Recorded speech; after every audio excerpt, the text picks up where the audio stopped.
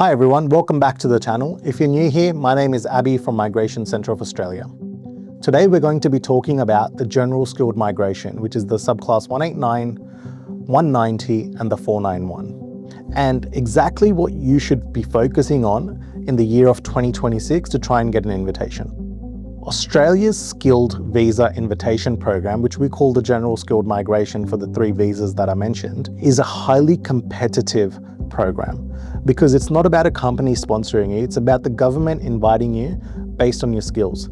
Now, the government changes the rules all the time, so it's really important to understand what's required and what you should be focusing on to try and get an invitation. This is what we're going to be talking about. And remember that half the year has already ended because Australia's financial year operates from July to June. So we've got about 5 months left, right, in the current financial year. And then what should you be focusing on in these 5 months to either get an invitation now or prepare for an invitation in the next financial year, which is from July 2026 to June 2027. Now, we don't exactly know what the government has planned for the next financial year, but you can generally get an idea of where the government's heading. They're obviously starting to be much more restrictive in the occupations that they want, and it's going to be more competitive for people. So for example, if your skills are very general or there's a high supply of your skills, that's going to sit way down in terms of invitation. For example, one occupation is ICT business analyst. There's a huge supply for people in this skill, and we don't know whether the government's going to 100% change the way that they invite people, but it has been in the news a lot where they're going to put in a tiered system for who they're going to invite, and they're going to prioritize things like health and teaching. Now let's talk about the 189. The 189 is the Federal Invitation Program. That is the federal government issuing invitations. The next one is the subclass 190. That is where the state government issues invitations, but each state has its own occupation list and its own criteria that you need to meet. It even may be the case that you need to lodge a separate ROI, registration of interest, or an application with the state to try and get an invitation for the subclass 190. And then there's the 491, which is the regional state invitation. That means you need to live and work in a regional area if you are invited for the subclass 491 visa. Now, the criteria for the 190 491, as I mentioned, is entirely dictated by the state, right? You also need to meet the requirements of the visa, but then the state can have additional requirements that it wants you to meet if you want that invitation.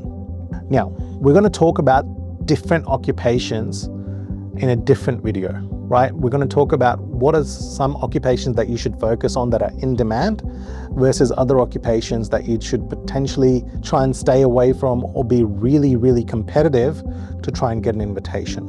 But I want to summarize here, what are the steps to try and get an invitation? Firstly, calculate your points. Go to the department website. There's a calculator that you can use to calculate your points. Make sure you do not claim any wrong points, because if you do and you are invited, you may not be able to accept the invitation, or if you do lodge the visa and accept the invitation, the visa may still be refused, which is a waste of your time and money. And if you're refused a visa while you're on a bridging visa, it can potentially result in a complicated scenario for you in Australia. The first step, calculate the points.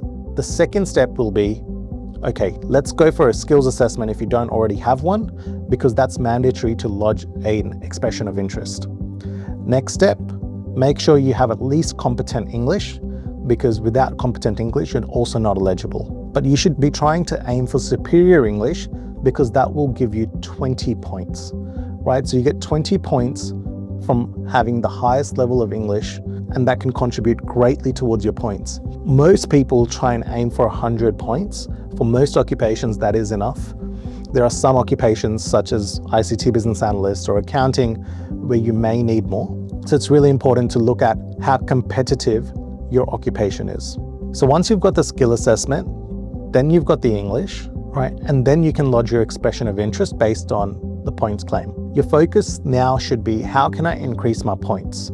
You should focus on NATI if you can, which is the Credentialed Community Language Test, so being able to translate a language. Then the next one would be trying to increase your work experience to get points for that.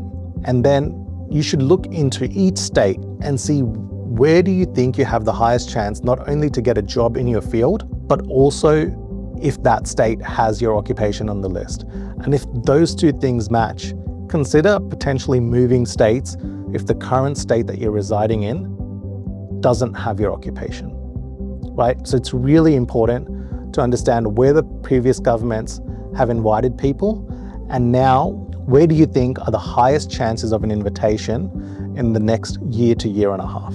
It's really important to be proactive. You should be thinking 2, 3, 4 years in ahead to make all of this happen. Sometimes it's taken clients a few months to make this all happen, and we've been successful in getting an invitation, but that's not us. That's mostly the client putting in the hard work and having enough points already, right? So it doesn't mean that you won't get invited straight away, and you should always be preparing for the worst case scenario and increase your points as much as you can so you can eventually get an invitation if you don't get an invitation in the next invitation round or the current financial year. If you're serious about getting an invitation, contact us at MCA. We give really genuine advice and we'll let you know what your chances are. If you don't have a chance, we don't recommend applying and wasting your money on this process, unless potentially you're willing to move to a regional area, as there may be higher chances of an invitation from a regional area. But remember, you also need to live and work there. So it's important that you would be able to settle there and continue to live there as well. If you have any questions regarding any of the general skilled migration programs, leave a comment below.